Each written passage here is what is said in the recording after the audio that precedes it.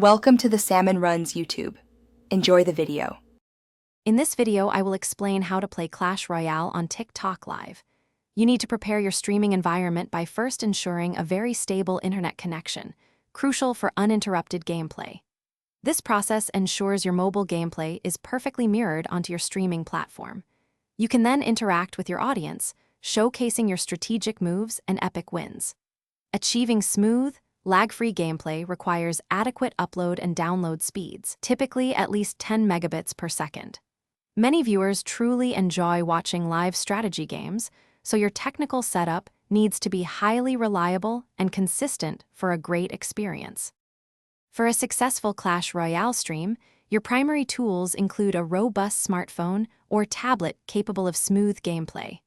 You will also need a reliable desktop computer or laptop to run the TikTok Live Studio application efficiently. An external microphone can greatly improve your audio quality, making your commentary much clearer for viewers. Furthermore, a stable internet connection with upload speeds of at least 8 megabits per second is essential for high-definition streaming. Once your gear is ready, the next step is connecting your mobile device to your computer. If you are using an iPhone, AirPlay through a program like OBS Studio can easily mirror your screen onto your PC. Android users can achieve this with various mirroring applications or by using a physical cable and a capture card for a more stable connection. Ensure your phone's screen rotation is locked to landscape mode for optimal viewing during your stream. With your controller configured and DS4 Windows active, launch MX Bikes.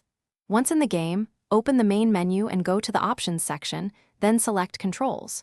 Here, you should see your controller recognized as an Xbox 360 gamepad.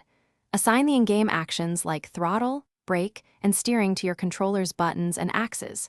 Make sure to apply these changes before exiting the control settings. This step bridges the software to your gameplay. Thanks for watching. Consider subscribing if we helped you.